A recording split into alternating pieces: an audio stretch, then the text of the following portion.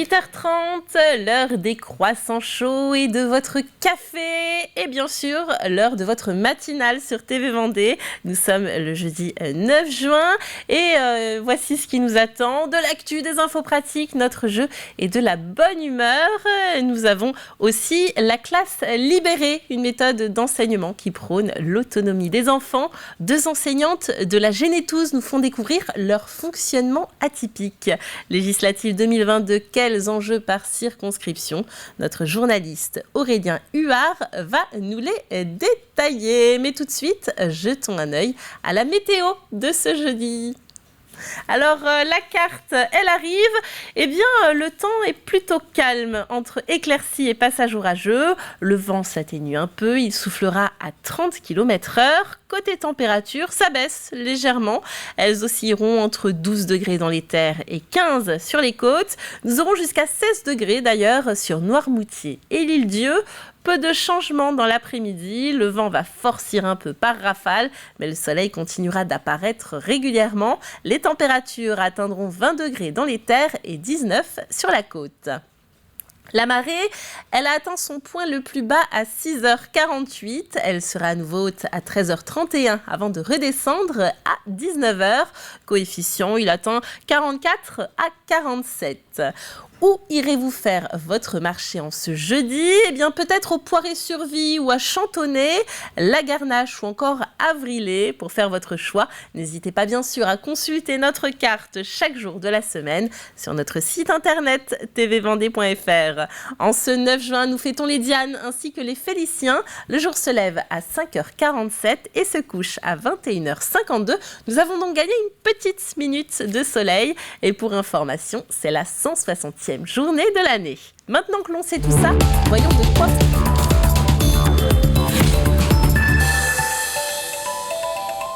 Bienvenue dans ce journal du jeudi 9 juin et on ouvre avec l'inquiétude des pêcheurs de l'Île-Dieu. Le bateau Maxiplon de la société Atlantique Scaphandre pourrait rester à quai définitivement. Le navire est chargé d'amener directement à la criée des Sables d'Olonne la pêche de l'île, mais la ligne n'est plus rentable. La faute à la hausse du prix du gazole et la baisse des quotas sur la sole. Si cette route maritime ferme, l'acheminement sera plus long et la qualité des denrées en pâtira. On écoute. Ce navire transporte le poisson de l'Île-Dieu et aussi d'autres armements vendéens depuis 2016. Donc grâce à ce navire, les marins peuvent vendre à J+1 leurs poissons dans la criée des Sables d'Olonne. Nous avons changé de modèle économique en 2016 où la vente à la criée a été arrêtée pour différentes raisons.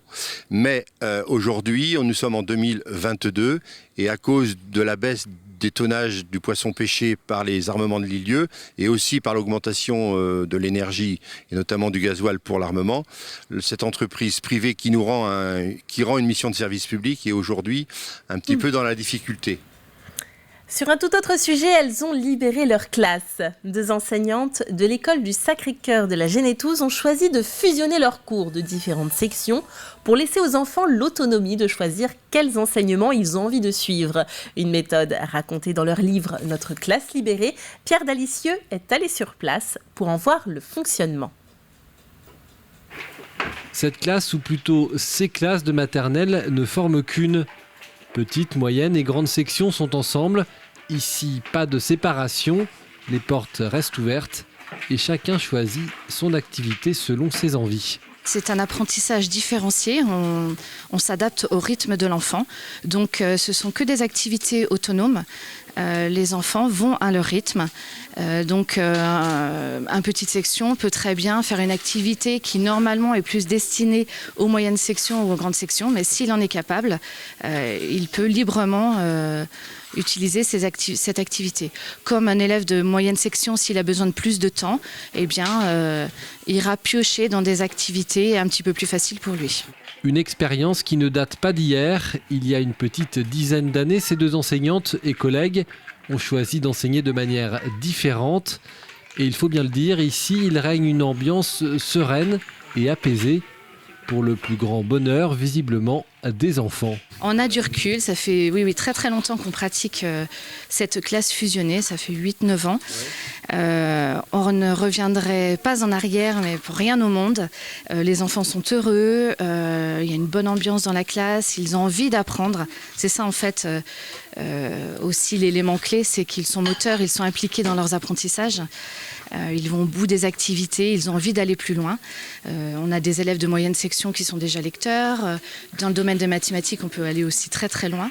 De cette expérience est né un livre. Les deux enseignantes racontent leur expérience et donnent des clés pour aller vers ce type d'enseignement qui pour elles pourrait être appliqué même au collège. Elles souhaitent aujourd'hui donner envie à leurs collègues d'adopter la classe libérée. C'est le nom de leur méthode. Au niveau de l'enseignement catholique, au niveau de l'ADEC, il y a des choses de proposer. Donc on participe quand il y a des carrefours, des initiatives. Mais après aussi, on en parle autour de nous, à nos collègues de secteur.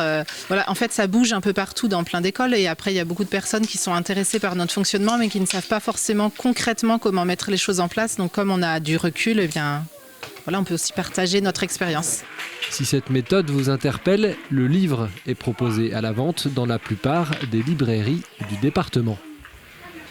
La méthode semble faire des émules puisque, comme notre journaliste, des enseignants viennent assister aux séances pour peut-être l'appliquer ensuite dans leur école.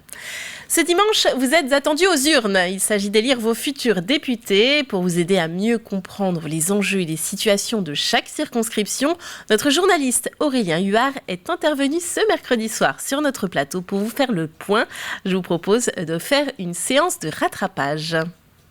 Déjà, on va commencer par la première circonscription qui s'étend du nord de la Roche jusque Chaland en passant par Esnay.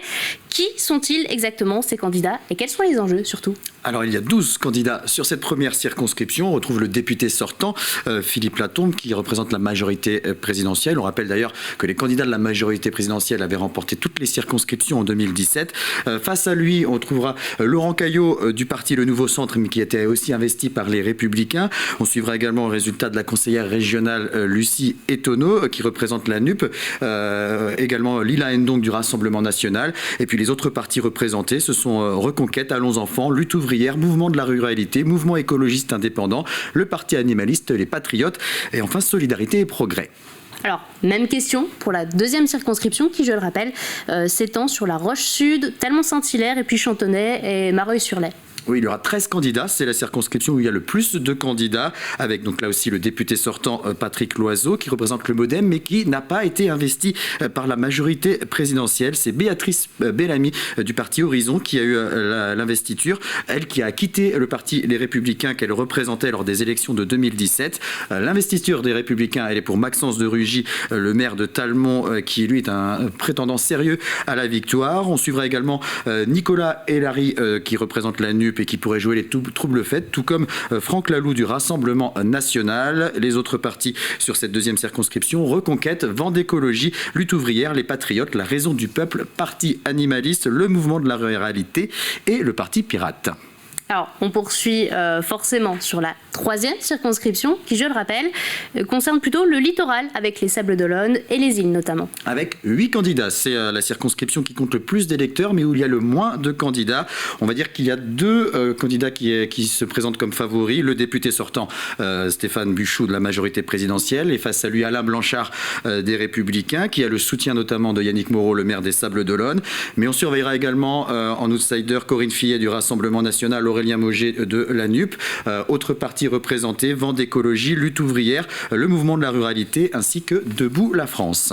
Et après la troisième circonscription, arrive la quatrième qui concerne le nord-est du département, les Herbiers, Mortagne-sur-Sèvre et Pouzauges. 10 candidats sur cette circonscription, avec là aussi la députée sortante Martine Le Guy-Ballois pour la majorité présidentielle. Face à elle, Véronique Besse, maire des Herbiers, candidate d'hiver droite qui a été députée de 2005 à 2017, mais qui ne s'était pas représentée lors des dernières élections. À noter qu'il y a également un autre candidat qui se présente sous l'étiquette majorité présidentielle, mais qui n'a pas été investi, c'est Denis Lebars. Autre candidat, Bruno d'Alcantara du Rassemblement National ou encore Céline Sauvêtre pour la NUP. Et il y aura également des candidats de Vent d'écologie, du Mouvement de la ruralité, de Debout la France, de La Raison du Peuple et de Lutte ouvrière. Et enfin, la 5e circonscription, le territoire qu'on n'a pas encore balayé, le Sud-Vendée, avec Fontenay-le-Comte, Luçon et la Châtaigneraie. Et c'est la plus petite en nombre d'électeurs. Il y aura 10 candidats avec le député sortant Pierre Henriet de la majorité présidentielle qui a de fortes chances d'être au second tour, mais reste à savoir face à qui. Il y aura Évelyne Thibault qui a été investie par les Républicains. À suivre également Isabelle Magnin du Rassemblement National. Il faut savoir que c'est un territoire où Marine Le Pen a réalisé de bons scores à la présidentielle en arrivant en tête dans une quarantaine de communes. Également candidat pour la NUP Timothée Thibault, ou encore Sandrine Delattre pour Reconquête. On trouvera également des candidats de lutte ouvrière, du Parti animalisme, du Parti ouvrier indépendant, du mouvement de la ruralité et de Debout la France. Merci Aurélien Huard. Et si vous tentiez le service civique, c'est justement le moment de candidater. La Ligue de l'enseignement de Vendée vient de lancer sa campagne de recrutement des volontaires. Adressée aux 16-25 ans, c'est une mission de 6 à 10 mois au sein d'une association, une mairie ou une administration publique. Elle permet aux jeunes d'acquérir une première expérience professionnelle, mais pas que. Ça apporte souvent une confiance en soi. Voilà, c'est l'occasion, souvent une première occasion de mettre en place un projet concret, de savoir de quoi on est capable. Donc c'est un moment plus d'acquisition, de confiance, de savoir-être, de compétences. Et nous, effectivement, on essaie toujours de susciter l'intérêt de l'engagement, de la citoyenneté. Voilà, de dire c'est pas seulement une expérience professionnelle, mais c'est une expérience au service d'une association ou d'une mission d'intérêt général. La Roche-sur-Yon lance sa saison culturelle 2022. Jusqu'au 18 septembre, la ville annonce un programme chargé, danse, théâtre, musique, littérature, cinéma ou encore patrimoine. Au total, une centaine d'événements sont prévus sur l'ensemble de l'agglomération. Des rendez-vous à découvrir dans un guide édité pour la seconde fois par la collectivité et à retrouver dans tous les espaces publics de l'agglomération. C'est un double objectif qui est à la fois de proposer une offre culturelle, une diversité culturelle aux Lyonnais et aglo-lyonnais, qui soit sont partis en vacances ou sont venus ou n'y vont pas. Mais c'est aussi démontrer, attirer, travailler notre attractivité touristique en montrant la richesse culturelle de la ville. Et j'en veux pour preuve un autre événement qui me tient à cœur qui s'appelle Itinérance d'été. C'est la 2e édition, un festival de théâtre itinérant. Une même pièce va être jouée durant plusieurs semaines en centre-ville et dans l'ensemble des quartiers. Et direction Montaigu-Vendée pour finir ce journal. Là-bas, vous pouvez désormais admirer les Maisons des Rêves. 5 sculptures réalisées par les jeunes de l'Institut médico-éducatif avec les élèves du lycée Jeanne d'Arc. Exposées dans le parc du Val d'Asson, elles sont les résultats de 3 ans de travail inclusif pour ces jeunes en situation de handicap. On est dans l'art brut. Et on a souhaité valoriser l'action des usagers, des personnes accompagnées à l'IME dans cette notion-là, c'est-à-dire qu'on ne fait pas de l'occupationnel, on est vraiment dans une dynamique artistique. Et donc on a principalement utilisé du matériau de récupération. Et c'est la grande fierté, là on voit ici qu'à un moment donné, ils découvrent leur travail in situ, dans le cadre du jardin, dans l'exposition. Du coup c'est une valorisation importante. Fin de ce journal. Avant de poursuivre notre matinale, jetons un œil à la météo.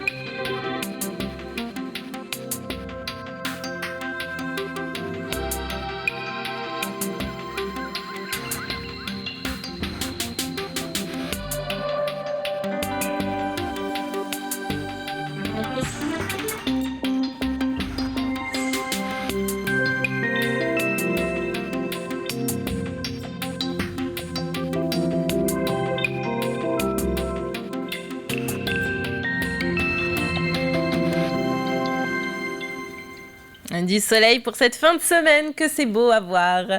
Allez, on continue avec le conseil départemental des jeunes. Tout comme celui des adultes, il existe et ils se réunissent, prennent des décisions, choisissent des projets et les mettent en application. Nous avons rencontré l'équivalent d'Alain Leboeuf, le président de ce conseil départemental jeune. C'est notre plus de l'info.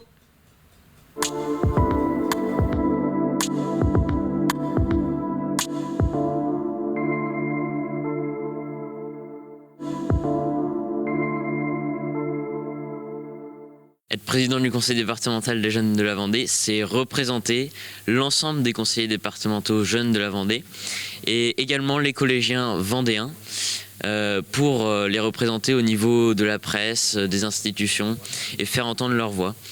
Et c'est aussi suivre les travaux de chaque commission pour être au courant de ce qui se passe.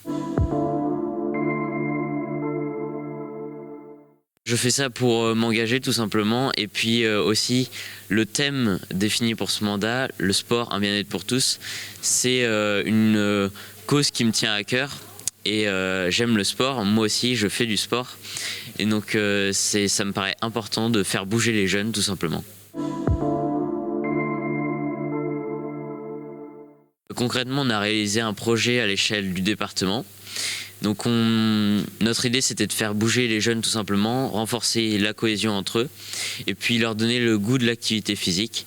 Donc concrètement on a réalisé pendant un mois 2 défis collectifs, faire le plus de pas possible avec des podomètres et apprendre une chorégraphie collective.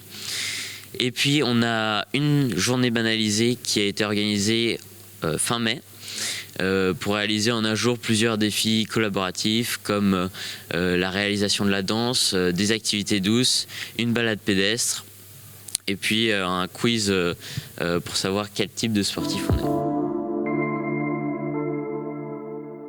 Je pense qu'ils s'intéressent au monde, à la politique, je ne sais pas. Après c'est peut-être un monde un peu à part aussi et c'est peut-être assez loin d'eux pour le moment. Les jeunes, on doit s'engager de plus en plus parce que le monde bouge et donc les adultes ont besoin de notre avis et donc c'est nous les citoyens de demain, donc on a besoin de donner notre avis pour s'exprimer. Moi je m'intéresse au monde qui bouge mais les jeunes ont besoin aussi de voir que d'autres jeunes s'engagent pour les défendre et faire entendre leur voix.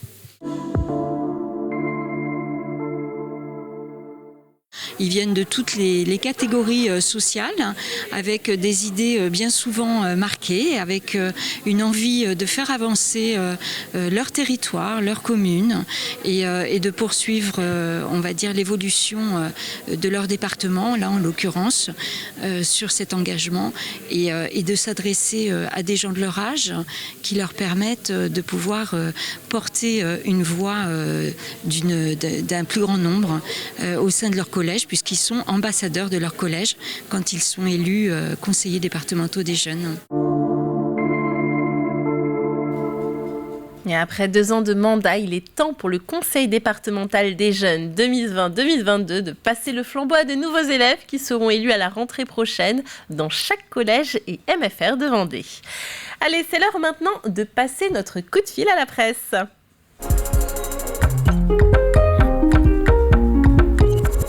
Et nous appelons aujourd'hui Dig Radio Nord-Vendée. La chaîne vient en effet de déménager. Alors que tous les cartons ne sont pas encore déballés, le directeur Guillaume Benoît nous parle des nouveaux locaux. Alors on part dans la rue commerçante de Montaigu. On était à Saint-Georges de Montaigu avant et donc on a choisi de se délocaliser et d'aller plutôt au cœur de ville, cœur de ville de Montaigu, avec notamment une belle enseigne et puis aussi nos studios accessible donc dans la rue commerçante, avec une petite boutique aussi à l'entrée pour proposer des goodies, des produits dérivés de la radio, et également de faire découvrir en fait aux auditeurs et aussi aux habitants de Montaigu et du Nord-Vendée, même de Vendée en fait, nos studios. L'idée c'est vraiment de faire découvrir les coulisses aussi d'une radio, comment ça fonctionne un studio de radio, de proposer aussi du podcast, c'est-à-dire que vous pouvez aussi très bien enregistrer un podcast à la radio, louer le studio pour une demi-journée et enregistrer un podcast dans un de nos studios, parce qu'on a 2 studios maintenant. Avant, on n'avait qu'un seul studio. Maintenant, on a un grand studio avec une régie fermée et un studio avec une régie ouverte, pour pouvoir justement enregistrer ses propres podcasts. Et ce qui est important, c'est que déjà, on a un accès forcément PMR qu'on n'avait pas avant. Avant, on était à l'étage. Maintenant, on est tout au rez-de-chaussée. Donc, c'est vraiment, et puis c'est plutôt accueillant, chaleureux, aux couleurs de la radio. Vous allez voir, c'est très joli aussi à l'intérieur. Donc, n'hésitez pas à venir nous rendre visite. Voilà, on va dire que c'est fait différemment et vraiment beaucoup plus pratique aussi en termes d'enregistrement et puis d'accessibilité aussi de la radio. Alors, tout n'est pas opérationnel encore. On fera vraiment une annonce quand ce sera terminé. Mais pour l'instant, le petit studio est opérationnel. Donc, déjà, des enregistrements ont lieu là en ce moment à côté de moi. Là, je suis dans le grand studio qui est en chantier. Mais le petit studio est opérationnel avec déjà des enregistrements. Oui, bien sûr, on a à peu près une 20aine d'émissions par semaine. Donc, il faut que ça tourne toujours. Et on leur souhaite plein de courage pour finir de vider les cartons.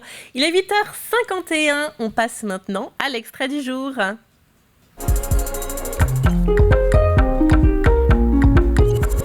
Un extrait qui ravira les grands voyageurs, puisque dans Mageco, aujourd'hui, on s'intéresse à Créavan, une entreprise qui aménage sur mesure des fourgons pour les rendre habitables.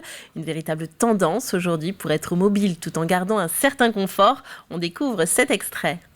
Ok, alors aujourd'hui vous aménagez quel type de van? Parce que ça, l'aménagement de van et puis le fait de partir en week-end en van, c'est en plein boom, c'est très tendance en ce moment. Donc qu'est-ce que vous proposez précisément? Alors aujourd'hui, moi, on fait du sur-mesure, principalement des petits véhicules. Ça veut dire que l'atelier, vous allez le découvrir, est assez restreint, donc je peux pas aller sur des gros véhicules. D'accord. Mais la plus forte demande, c'est vraiment sur le van, donc ça veut dire le petit véhicule de loisirs, type Trafic, Jumpy, Expert, Volkswagen, donc sur les transporteurs.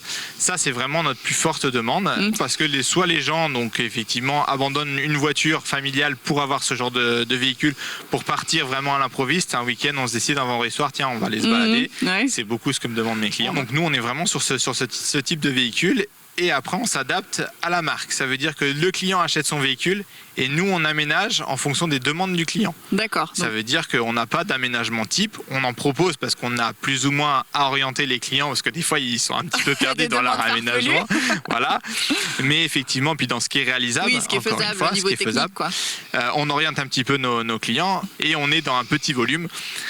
Donc automatiquement, vite contraint par l'espace et par le positionnement des différents produits. D'accord, bon on va aller découvrir tout ça avec Maxime qui est menuisier chez vous, Effectivement. Et qui s'occupe justement de l'aménagement sur mesure, parce que comme vous le précisiez, tous les meubles sont faits ici sur mesure. Merci beaucoup, je vous retrouve tout à l'heure. Merci. À tout à l'heure. À tout à l'heure.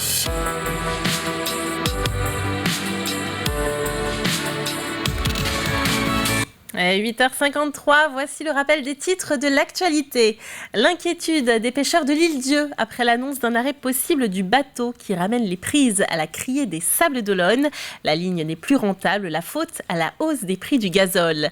Elles ont libéré leur classe des carcans habituels. À la Génétous, 2 enseignantes laissent ouvertes les portes de leur petite, moyenne et grande section pour laisser libre choix aux enfants de suivre l'enseignement qu'ils désirent. Enfin, c'est le lancement de la campagne de recrutement du service civique destiné aux 16-25 ans. C'est une mission de 6 à 10 mois au sein d'une association, une mairie ou une administration publique. Et à présent, voici le moment de jouer.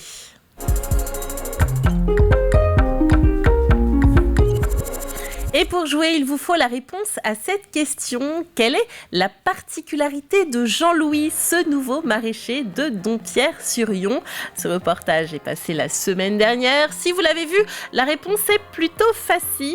Vous avez droit à un indice chaque jour pour vous mettre sur la voie. Voici celui de ce jeudi.